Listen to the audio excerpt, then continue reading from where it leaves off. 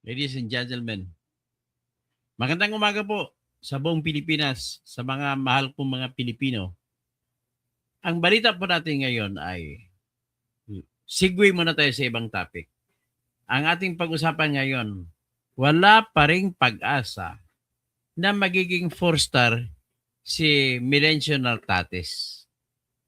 Hanggang 3-star lang siya. So ito yung ngayon makikita kayo ng PNP chief na 3-star lang. Bakit? Hindi pa rin po binitawan. Mukhang hindi pa binitawan.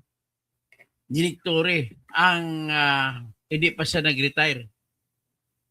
Only by retirement of the 4-star general will allow the acquisition of the full stars for the successor. Ngayon, sa ganitong hanggang tatlong bituin pa rin si Juan, si Nartates. Bakit? Nakikita ko po, hanggang ngayon, tatlo pa rin. So, ibig sabihin, maaaring tama yung aking mga sabihin natin na paano ba natin tawagin ito? Yung mga spy, tawagin na natin mga toto spy, mga spy berador. Yung mga spy berador natin ay nagsasabi na parang mangyari, pwede mo sabihin, over my dead body. Dumaan ka muna sa bangkay ko. Parang ganun ang nangyari. Hindi ka magiging 4-star. So, yan ang nakikita ko. So, hanggang ngayon, 3-star pa rin si Milencio Nartates. O, bakit? Di ba, tinalaga na siya na kwan? Ginawa na siya na dinetail siya sa MMDA bilang chairman. Kung gano'n, detailed din siya dyan. Bakit ayaw pa rin bitawan yung kwan? Kaya fake news po yung balita na nagretiro siya. Unang-una, bata para siya, mga 650 pa lang siya. Ilang taon siya? Mga 50 pa lang. May 6 na taon pa siya para magiging happy. Ilampas pa kay Sara. O, baka naman pagbigyan siya ni Sara. Pag presidente ni Sara, di pwede pa siya umupo. So, pero yan po ang balita sa ngayon na nakuha ko. I hope so, totoo yan. Good evening, si D. Milyong. Sa Toronto pala siya, so maggabi pala ngayon sa Toronto, Canada. Tapos, yan po ang nakuha natin. Ngayon, ano naman ang significance? Ano ang kahalagahan ng pang-apat na bituin para kay Nartates sana? At hindi na ibibigay sa kanya dahil hindi pa nagretiro si Nick Torre. Kasi hanggang ngayon, 3 pa rin nakikita kong bituin eh. So ngayon, ang pinakamahalaga po dyan, ganito po yun. Dapat malaman ng kaibigan ko na si Ellen. Kumbaga, Ellen DeGeneres. Sa Amerika, si Ellen DeGeneres, kaibigan ko. Dapat niya malaman na kapag hindi 4 ang bituin sa isang pulis na hepe, hindi po siya makadesisyon, bawal siya magdesisyon na bumili ng mga 8 billion na baril. Doon naman tayo ngayon. Babalik na naman tayo sa usapin na baril. 8 billion na baril. Kaya hindi na isama sa 2026 na budget. Kasi, walang 4 na bituin si Nartates. Hindi siya pwedeng pumirma para bibili ng 8 billion na barel. Yan po ang dahilan noon kung bakit tinanggal si Tory. Ayaw pumirma para bumili ng 8 billion na baril. Bakit dapat kailangan bumili? Para kumita yung bulsa nila. Ay, sabihin mo, ang kita dyan, ano na lang, 1/4. Hatiin mo yung 8 sa 4. So, 2 billion ang kikitain nila. Naasar na yan siya. Alam ko naasar na si John Vic Remulla eh. Lahat na lang ng mga pasakalye, diskarte, ginagawa nila para mag-resign o mag-retire si Nick Torre. Hindi pa rin eh. Nilagay nyo sa MMDA, detailed lang siya doon. Hehehe. So, at least, kahit na ayaw ko kay Tory dahil hinuli niya si Digong Duterte na illegal, pero okay lang yung ginawa mo.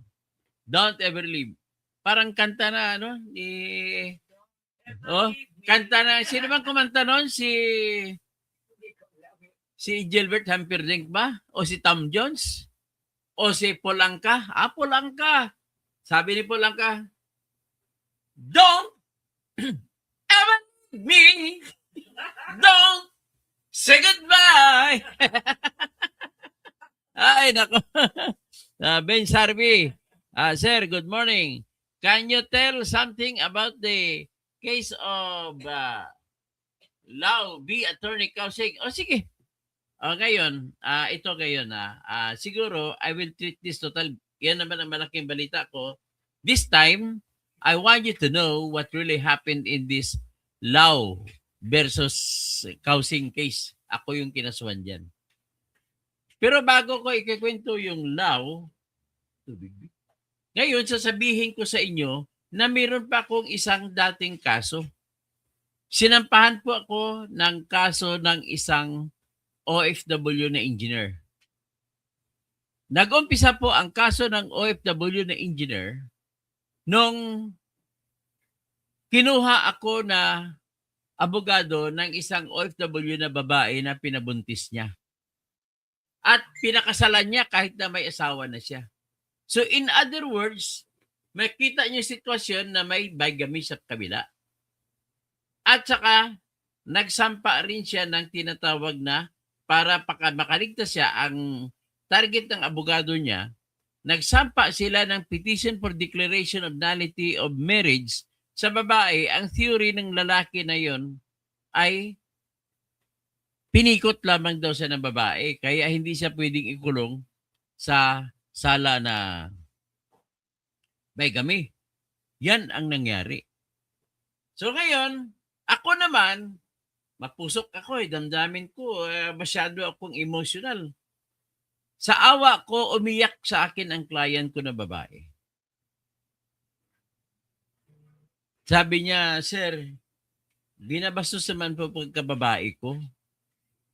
Naloko niya ako.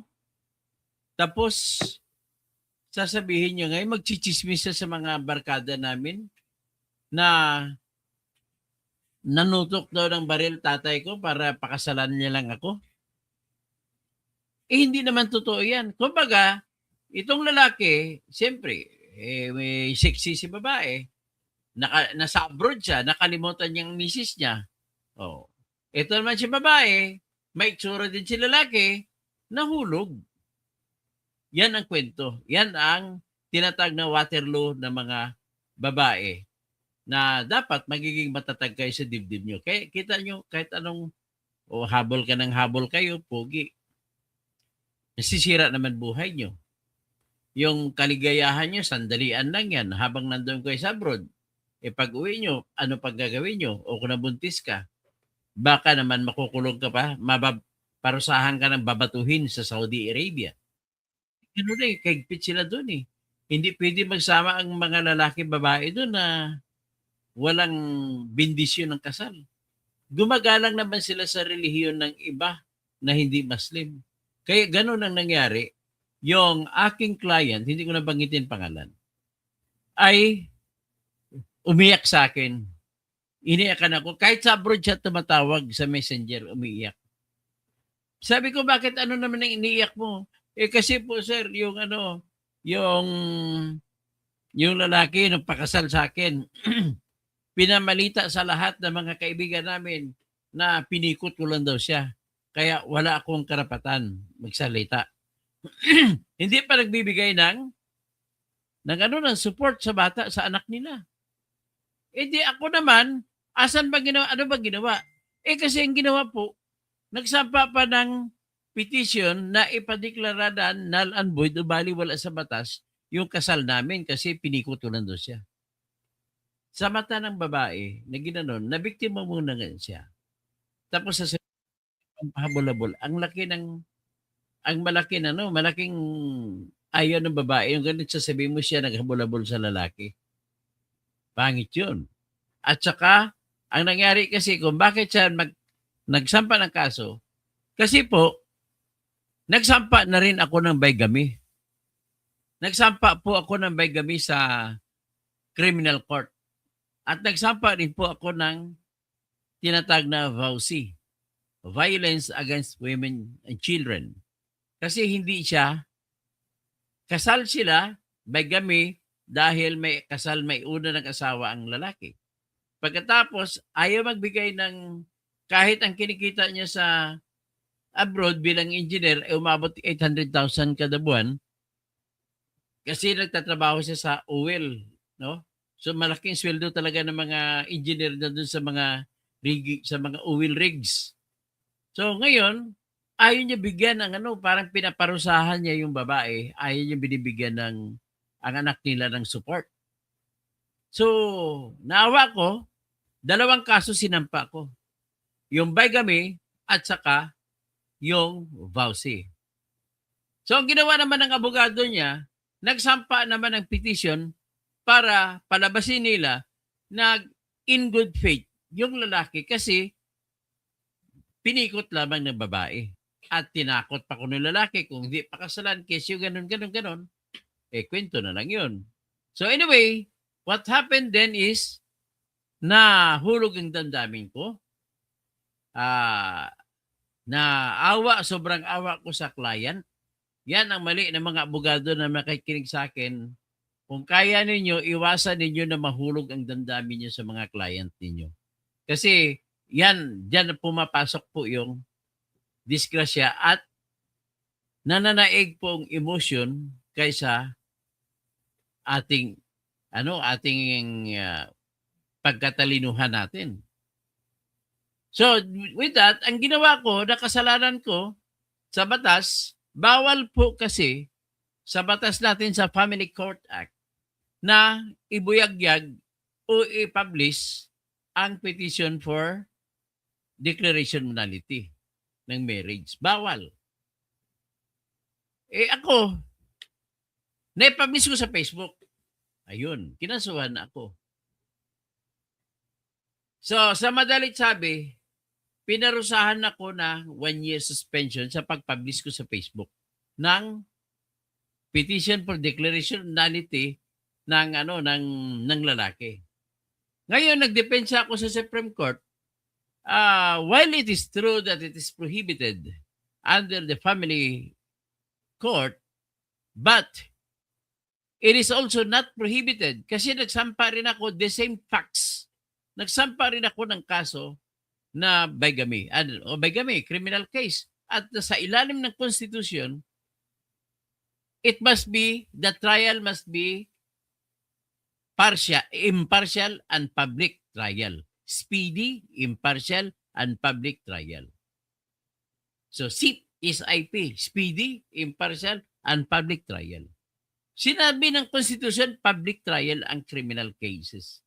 So, nagbangga-banggaan ngayon, ang argumento ko sa Supreme Court, mas mataas na batas ang Constitution kaysa Family Court.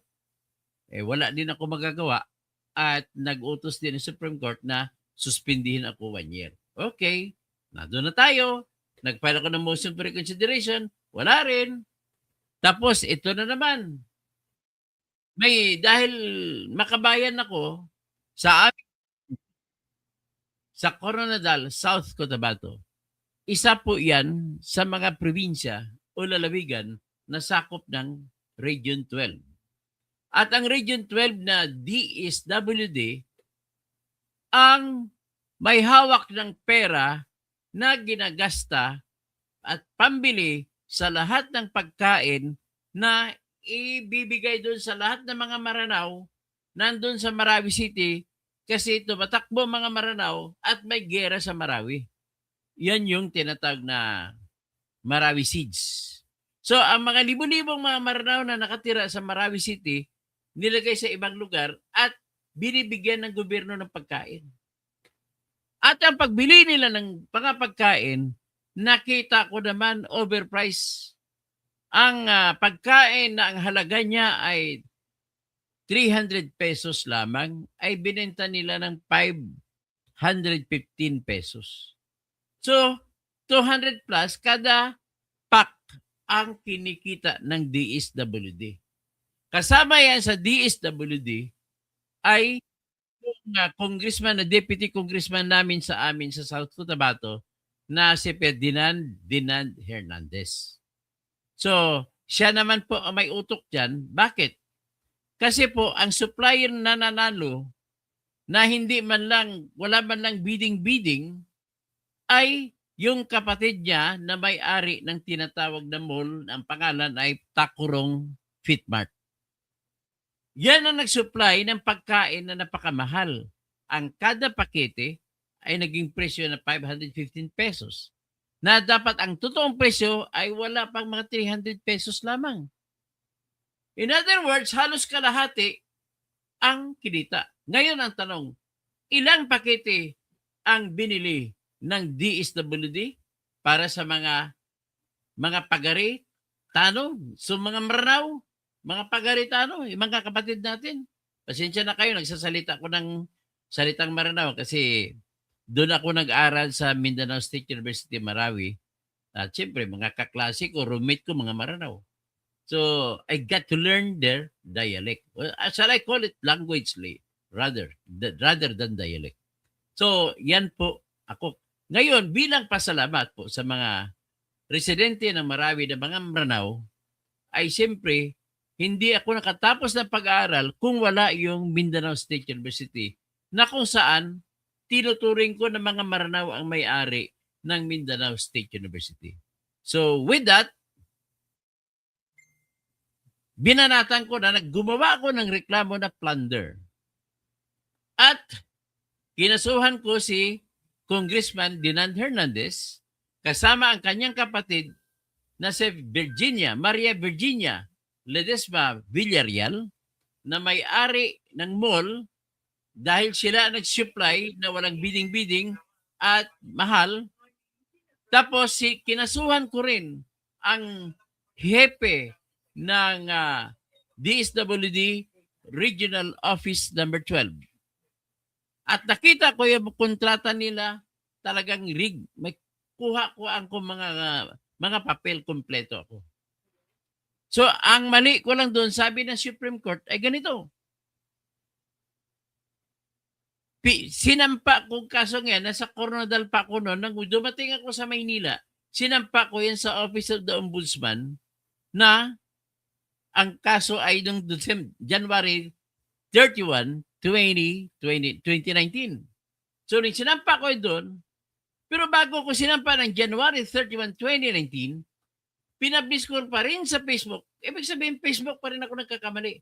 Pinablis ko sa Facebook noong January 19, 2019. Yan, dahil doon, tapos kinasuhan naman ako ng yung isa sa mga opisyal doon sa DSWD at ang katwiran niya ay nag-resign na daw siya kaya hindi totoo yung sinabi ko na siya ay yung head ng tinatag na Bids and Awards Committee. Ang pangalan niya po ay si Jackia A. Lau. Hindi yung babae, lalaki. Si Jackia A. Lau, alam ko taga Malabang, Lanao del Sur ito. Sobrang siya, galit na galit. Pero ang katotohanan po, nilagay ko siya na siya yung Bids and Awards Committee niya, chairman, at ang binasihan ko, anong binasihan ko? Ang binasihan ko po yung report ng isa sa pinagpipitagan o nirespeto na news entity na kung tawagin mo ay Philippine Center for Investigative Journalism. Sinabi yan, so kinote ko.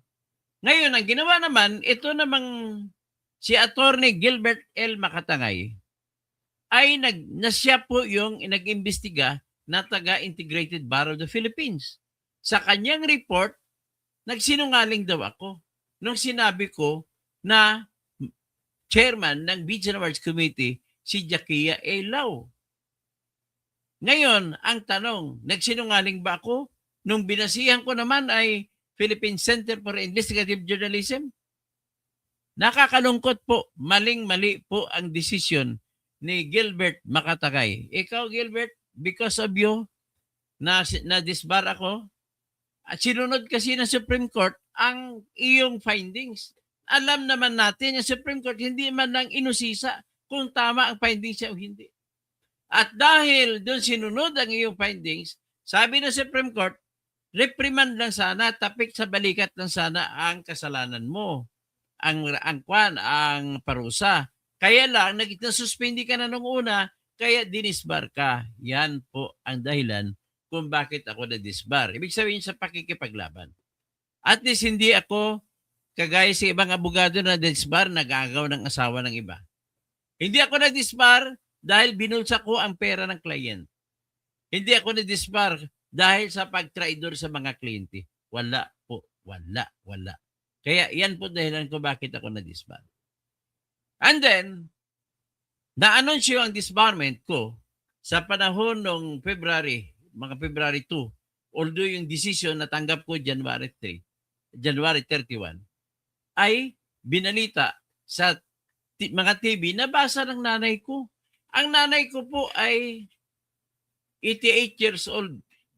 Nung nabasa niya, napakinggan niya sa TV na yung abogado ni Percy Lapid, na ako yun, ay disbarred.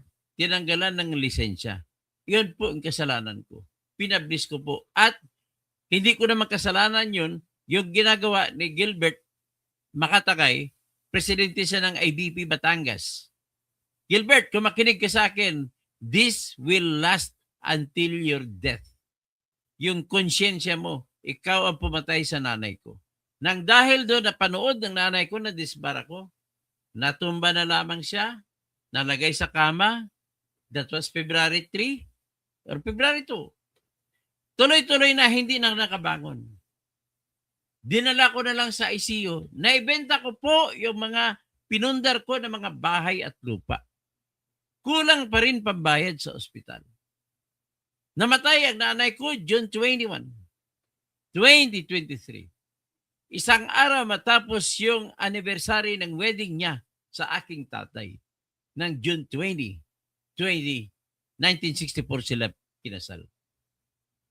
Yung kinasal sila, it so happened na nandun sa Coronadal si Vice President Emmanuel Pilaes. Nandun din si Blas Ople. Nandun din yung gobernador ng Masbate na si Nuling Espinosa. So, ang wala lamang doon ay si President Macapagal. Pero at that time, ang lahat ng mga malalaking opisyal ng ating bayan sa pang-national ay nandoon sa Coronadal. Kaya ang nangyari po, naging wedding of the century yung kasal ng tatay ko at nanay ko. Mula sa simbahan sa St. Anthony Cathedral, dyan sa Coronadal, hanggang sa bahay na kawayan ng lulo at lula ko na kung saan doon ginanap ang event ng pakain, ay may mga gwardiya na mga sundalo, army, every 1 meter na nagsasaludo sa kalsada. Papunta, ang layo ng bahay ay about 5 kilometers. So, ibig sabihin, you can just imagine, 5 kilometers of 2 lined soldiers. Ganun po. Despite the engranding kasal ng nanay-tatay ko, I could only release, naubos ng luha ko, hindi na ako makakaiyak. Nahunakan siya, namatay siya sa noong June 21, 2023. Pero bago niyan, namatay din ang kapatid kong isa na Hasin din. Puro sila po nalungkot. Kasi ang tingin nila sa akin parang Diyos ng aming pamilya bilang isang abogado. So ngayon, kung natumba ang abogado sa pamilya, parang natumba na rin ang lahat ng mga kasapi ng pamilya. Kaya yung kapatid ko na board member ng South Cotabato, namatay din. June 11 naman siya namatay. June 10 siya namatay. Tapos June 21 naman namatay nanay ko. So, 2 patay sa loob ng 11 days apart. Pero bago yan, namatay nung una, noong 2021, ang kapatid ko na deboto ni Black Nazaren, namatay siya ng January 9, 2021, eksakto nung nilagay ang Black Nazarene sa kanyang bahay diyan sa Quiapo. Sa ICU din siya. Meron siyang cancer. Tapos, ang kasunod kong kapatid, na nurse doon sa Texas, USA, ay namatay naman noong January 13, 2022. Kasi isang taon lang ang pagitan. Ang nangyari sa kanya, nurse po siya, nagtatrabaho sa ICU at ang expertise niya ay COVID. Nagtatrabaho siya sa mga COVID patients despite the fact na wala pa siyang COVID immunity noon. Despite the fact na wala siyang bakuna pa noon. From the start hanggang sa noon. Ngayon ang nangyari sa kanya po. December 14, naglalagnat siya. So dahil doon siya nagtatrabaho sa COVID sa ICU ng Odessa Regional Medical Center diyan sa Odessa, Texas, ginamot niya lang sarili niya. So on the 24th of December ng 2021, nagamot niya na sarili niya. Feeling niya okay na siya. So nag-report na naman siya sa Odessa Regional Medical Center. Balik na naman sa ICU. Nagtrabaho siya on Christmas Eve, dire-diretso Christmas Day, tapos doon na lamang sila magkanta-kanta ng I'm dreaming of a white Christmas. Yan. Tapos, New Year's Eve, December 31, doon pa rin siya natatrabaho. Tapos, January 1, tatrabaho pa rin siya. On January 3, nahulog na naman siya, nagkasakit. Pinauwi siya ng kanyang ospital. Nang umuwi siya, the same thing, she thought for a while na kaya-kaya pa rin niya. So, ginamot niya sarili niya. But then, on the 9th of January, anniversary ng pagkamatay ng nauna kong kapatid na namatay. Naalarma ang kanyang mga kapwa Filipino nurses. Pinuntahan siya sa kanyang tirahan at sinugod sa ICU ng Odessa Regional Medical Center. On the 13th, tumawag ako. Humihinga pa siya, nakikita ko.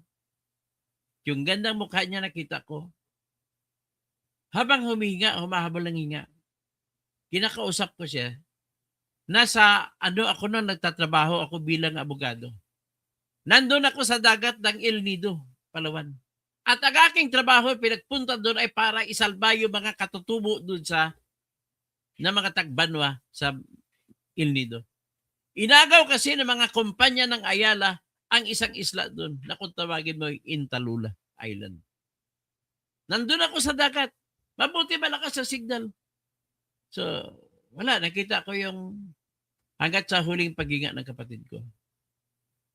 Masakit pala pag makita mo yung kapatid mo na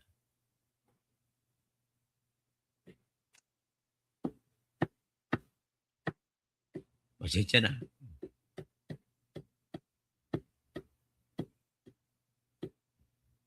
Okay lang.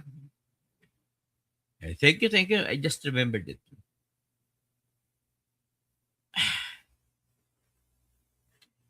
Sige lang, mag-shoutout na lang po ako. I can handle it.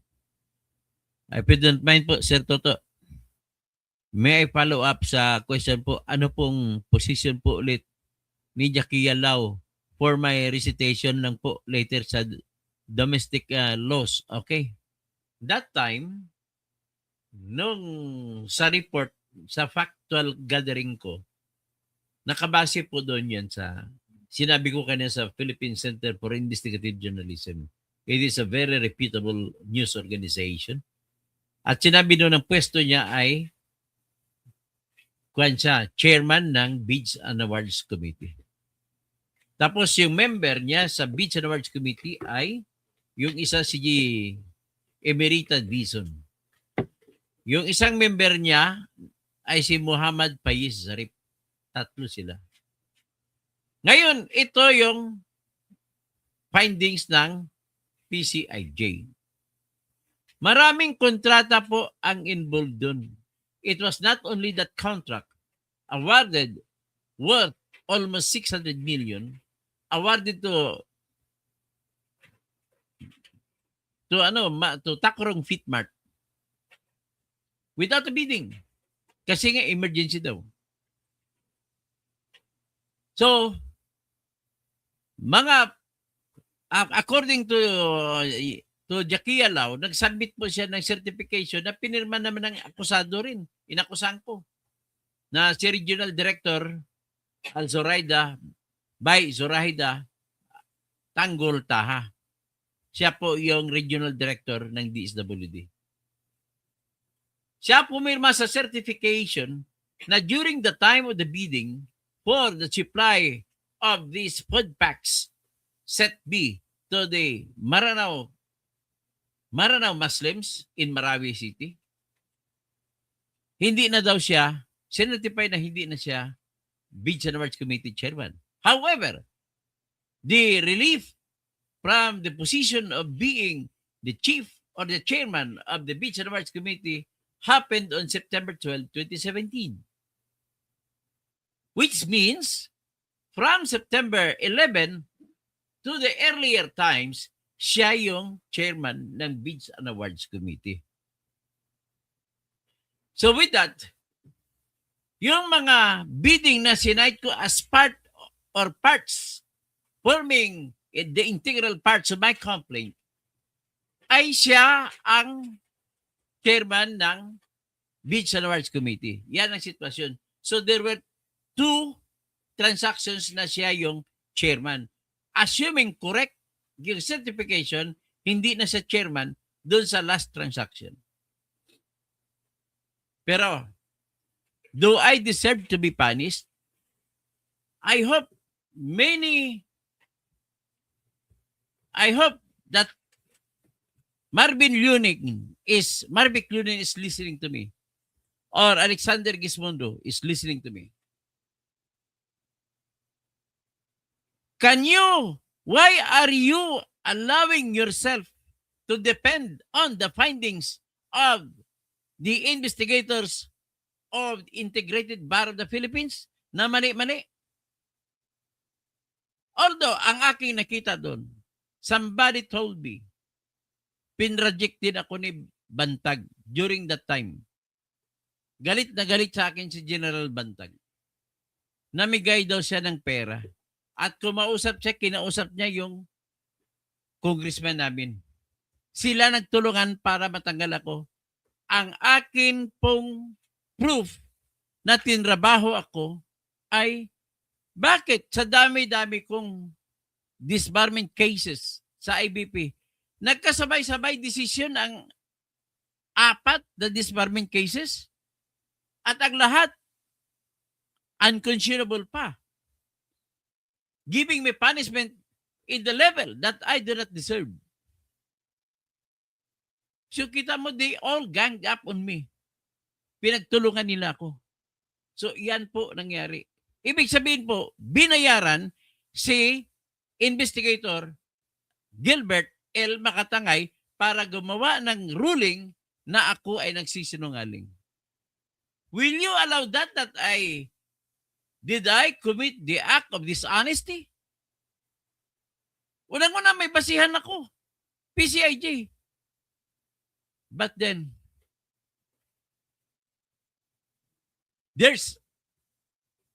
ang tinatawag kasi dyan, they are the gods in Padre Paura. Nobody can question them kahit mali. Ang hiling ko lang sa Supreme Court, revisit, magpapile ako ng manifestation. Pakibisita nyo uli. Tingnan nyo ang ruling ng Gilbert Makatangay. At kung bago nyo titignan, nakikiusap ako sa inyo, Sir Marvic Lunin, ilagay nyo ang sarili ninyo sa sapatos ko. Kung kaya nyo ba tanggapin ang mali-mali na desisyon ni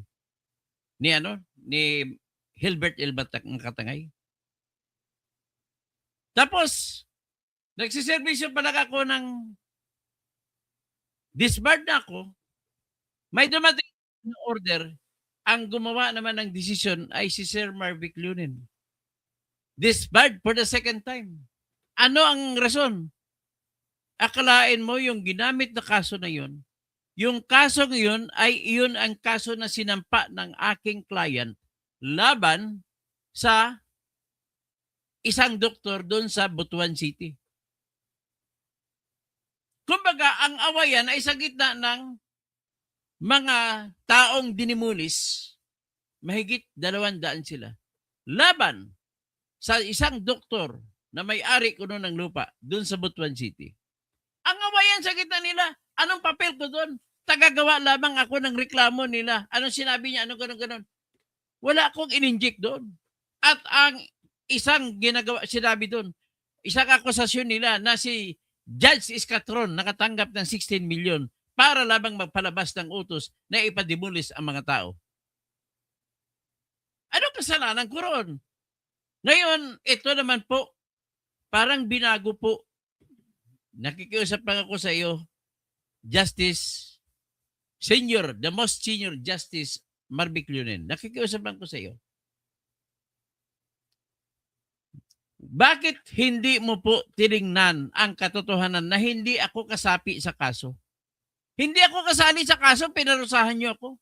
Parang may kaso na rape, may akusado na may kumakusa. Ang kinasuhan niyo yung sinintensya ninyo yung abogado. Ganun po ang nangyari. Well, I'm telling you the truth. This is the truth. Well, in my own case, I am saying that it is against the Constitution, against the due process rights, against the right stated or pronounced in its sacredness, in its topmost in the hierarchy of rights. Section 1, Article 3 of the Constitution that says that no person shall be deprived of life, liberty, or property without due process of law. Nor any person shall be denied the equal protection of the laws. Asan ang tingin ninyo na patas? Tiningnan ba niyo ako ng patas? Kung ang ibang abogado ay pinarusahan dahil sa sila ang inakusahan. Bakit ako dito sa isang kaso? Hindi ako akusado dito. Audience lang ako dito. Ako ang pinarusahan nyo.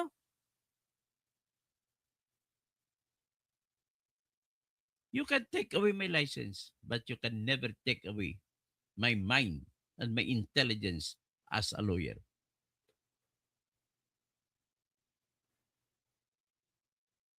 Ang mga abogado po kasi sa ngayon na mga malamya. Wala ka na makikita ng abogado na nagsasalita na matapang para sa client nila.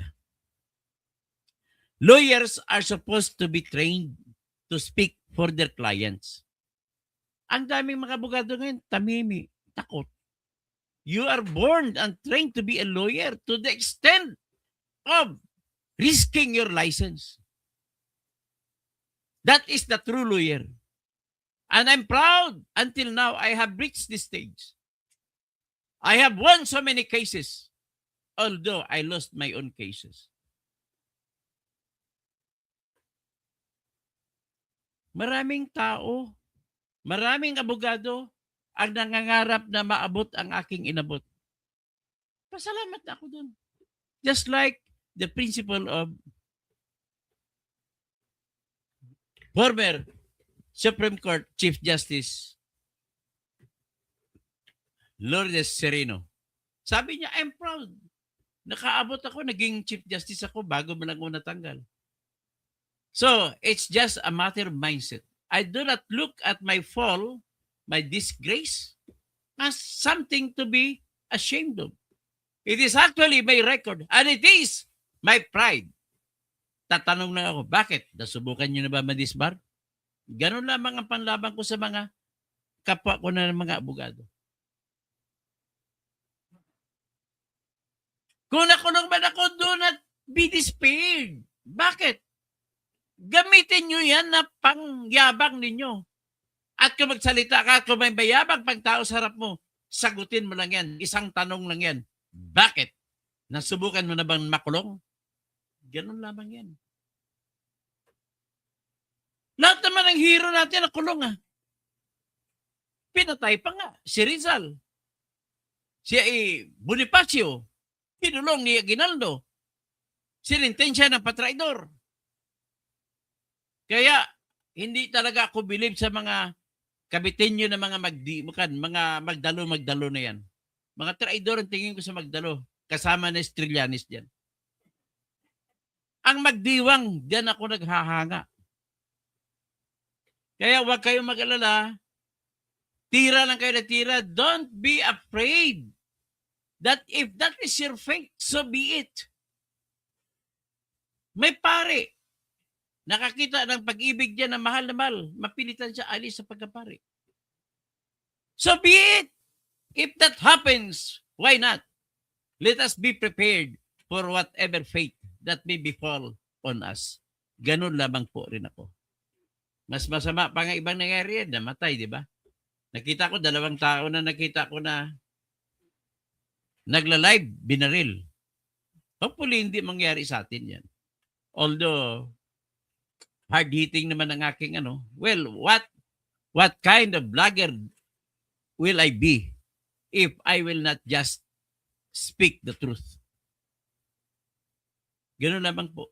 Magandang umaga po sa inyong lahat. Mag-shoutout na lang po ako.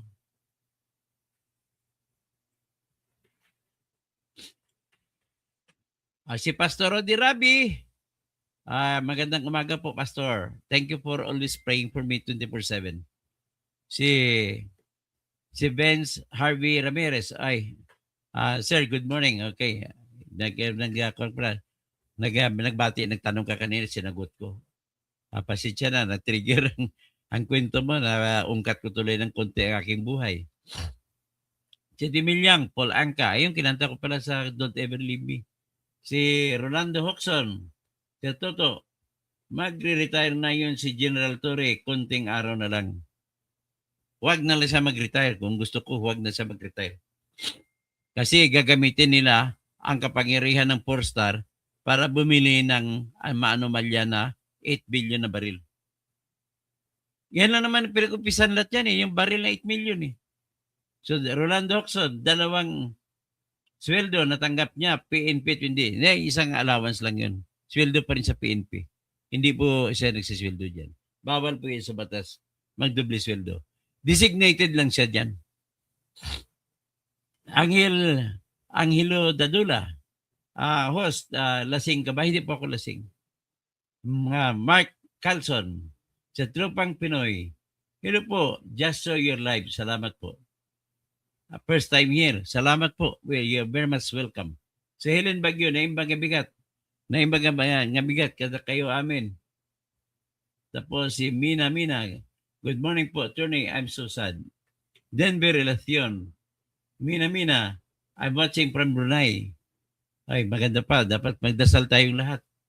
So, Vince Harvey Ramirez, if you don't find po Sir Toto, then on my I follow up. Ayan, nabasa ko na pala kanina.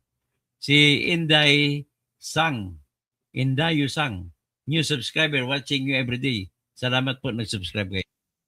Po, na hindi pa nag-subscribe, pag-subscribe po. At tapos, may kanta po, It's Okay, kanta ni Nighty Bird. Radar Alpha, Predator pala Alpha. Upaw naman. Please lang, huwag naman kayo mag-aduminim. Hindi ko naman kayo ina-aduminim dyan at tinatag personal. So, Ben Harvey Ramirez, thank you po. Pagpatuloy mo yung pag-aaral ng law,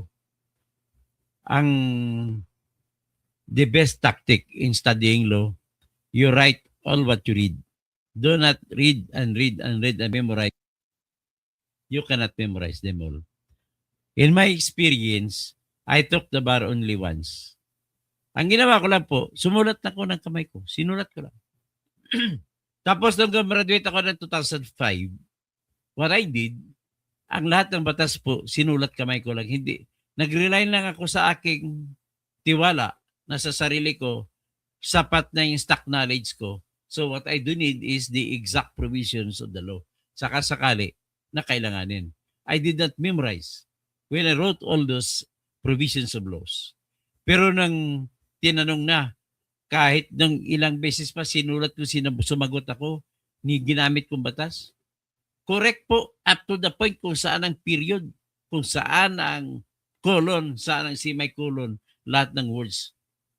I did not intend to memorize, but when I was there, fighting for glory, I was just like a soldier who saw anything and can use anything with proficiency.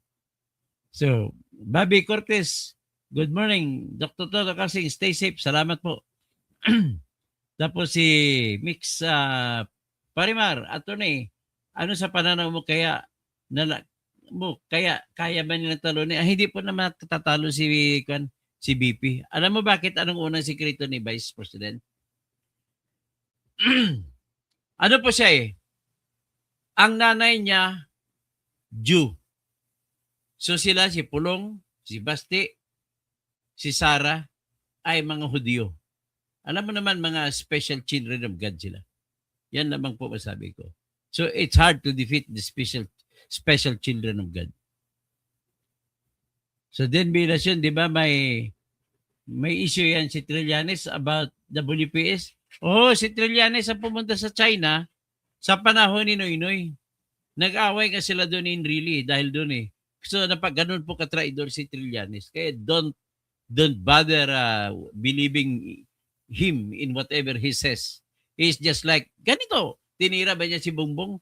Kumukuha po siya ng pera kay Bongbong Marcos, kay Lisa Araneta Marcos, para lamang titirahin ang mga Duterte. Yan ang nagiging ano niya sa buhay niya ngayon. Yan ang pangarap niya at be of it all. Tapos Perny Pinto, Senior, Joel Marshall, correct ka sir. Joe Vlog, Southern TV, good morning idol. Ranulfo Guardino, bili ako sa iyo. Tapos Girly Dutillas, hindi maganda kung walang alam sa batas. Nag-head ng bansa. Ganun nga, si BBM hindi alam ang batas eh. Yan ang problema natin eh. Girly Dutillas, good morning po sa tanan. Magandang umaga po sa inyong lahat at be happy. Don't worry about me. What is important is we are all alive. God bless you. Kaya nga sabi ni Celine Dion, I'm alive. Will you hear me? I'm alive. Ganun lang yan.